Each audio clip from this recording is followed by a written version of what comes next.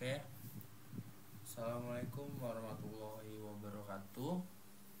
Jadi di sini saya Akmal dan Mustafiz dari Prodi D4 Teknologi Rekayasa Pembangkit Energi. Di sini saya dari offering A TRPE. Oke. Nah, untuk itu alasan saya membuat video ini karena ini merupakan pembukaan dari tugas materi probabilitas dan statistik. Jadi nanti bakal ada video yang bakal bisa kalian simak. Oke teman-teman,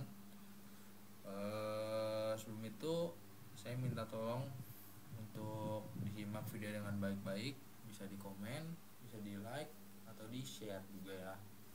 Oke, sebelumnya terima kasih karena sudah berkenan.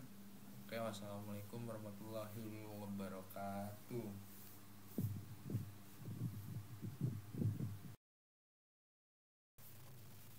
Baik, assalamualaikum warahmatullahi wabarakatuh.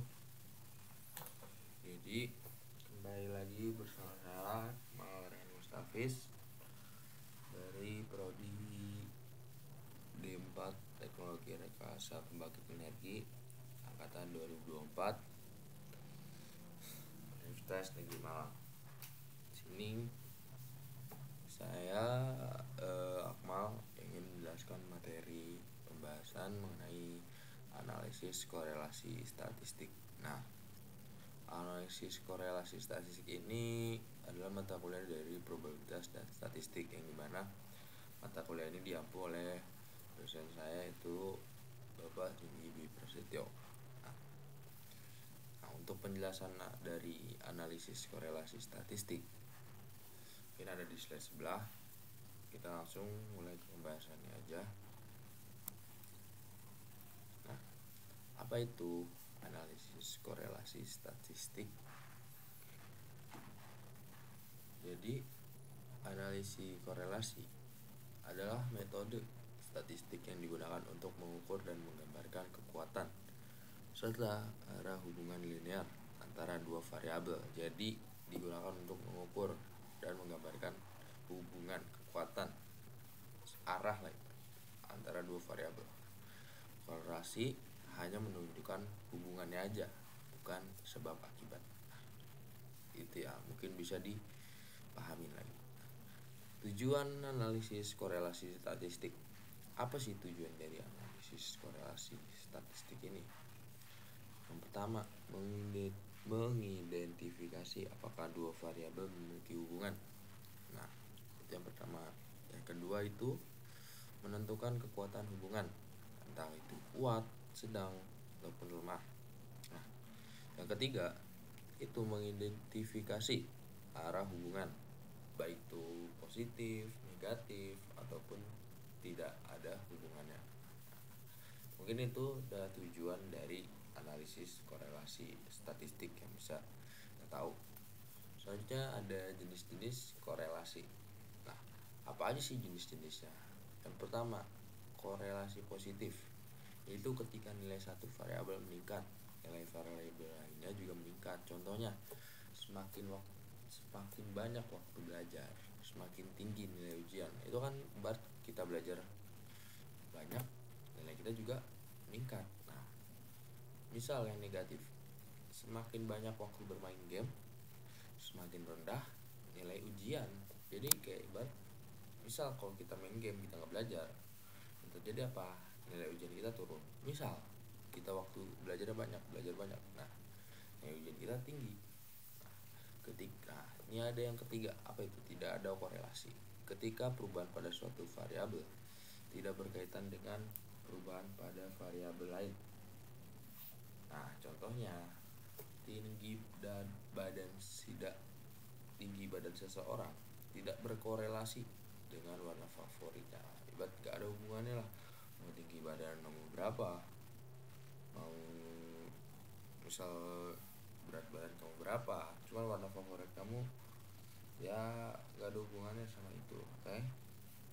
Nah, kesini ada rumus koefisien korelasi person.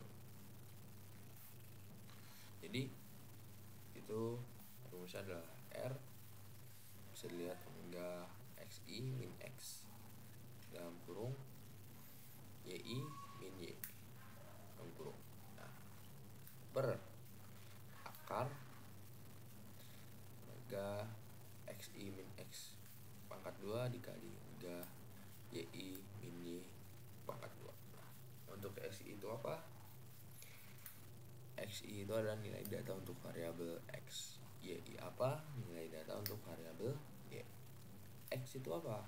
X atas rata-rata nilai x, dan y nya itu juga sama, itu rata-rata nilai y. Mungkin ini adalah rumus yang bisa kalian ingat. Ini ada contoh soal yang bisa kita kerjakan. Contoh soal: seseorang insinyur ingin mengetahui hubungan antara suhu boiler, X nya itu dalam derajat Celcius, dan efisiensi produk energi Y dalam persen. Data berikut diperoleh. Untuk suhu pertama 100, efisiensinya 90%. Suhu kedua 120 derajat Celcius misal. Nah, efisiensinya berapa? 92 derajat Celcius. Ya, semakin bertambah lah, bisa kalian lihat, oke. Nah, pertanyaannya, hitung korelasi koefisien korelasi person. 2. Interpretasikan hasilnya. Nah, penyelesaian. Untuk yang pertama, hitung rata-rata X dan Y. Nah, yang kita tahu tadi, kita itu jumlah rata-rata. Untuk jumlah rata-rata berapa? Yang kita dapat dari X itu ada 140. Hasil dari sini 25. Nah, soalnya ada 5 data, oke. Nah, jumlah rata-rata Y juga sama. Hasil segitu dibagi 5. Untuk rata-rata sudah, kita lanjut ke hitung deviasi dari mean. Untuk penjelasan deviasi dari mean, ini bisa kita lihat. Misal ini berapa, ini x min x, jadi misal 100 itu x min x darat ini tadi misal 100 terus dikurang rata-ratanya berapa, 140. Oke. Misal ini 120 dikurang ini 140, begitu juga dengan yang ini sama. Nah, terus yang ini berarti x min x y min y, berarti ini dikali, oke. Nah, ini juga dipangkati 2 xi min x 40 kali 40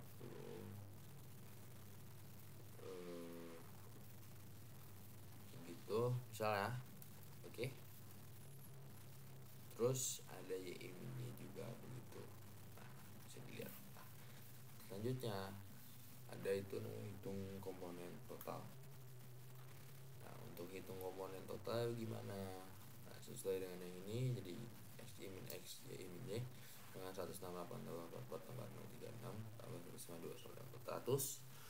Terus ini ada juga x min x pangkat 2 100 1600 400 400 tambah 1600 sama dengan 4000. Ini ada lagi juga y min y pangkat 2 1754 tambah 4584 tambah 064 sama dengan 40,4. Substitusikan ke dalam rumus, kita masukin nih hasil yang di sini ke dalam rumus. Jadi ini 40, ini 400 4000, ininya 40,8. Kita masukin dengan 400 per 163.200 di akarnya jadi 403,98 bagi sama dengan 0,9. Nah, nilai R sama dengan 0,99. Jadi hubungan antara suhu boiler dan efisiensi produk energi sangat kuat dan positif. Artinya semakin tinggi suhu boiler, semakin tinggi efisiensi produk energi. Nah, kesimpulan di sini adalah data menunjukkan korelasi positif yang sangat kuat antara kedua variabel. Namun korelasi tidak menunjukkan hubungan sebab akibat. Artinya faktor ini juga dapat mempengaruhi efisiensi. Mungkin penjelasan dari materi analisis korelasi dari saya cukup sampai di sini. Bila ada kurangnya saya mohon maaf. Saya tutup. Billahi taufiq wal hidayah. Assalamualaikum warahmatullahi wabarakatuh. Mungkin kalian udah nonton videonya kan, itu sangat informatif banget gak sih? Iya kan? Iya. Oke. Mungkin dari saya Akmal Rehan Mustafiz cukup sekian. Bila ada kurangnya mohon maaf, mungkin banyak masih kurangnya ya. Saya minta maaf. Saya tutup. Wassalamualaikum warahmatullahi wabarakatuh.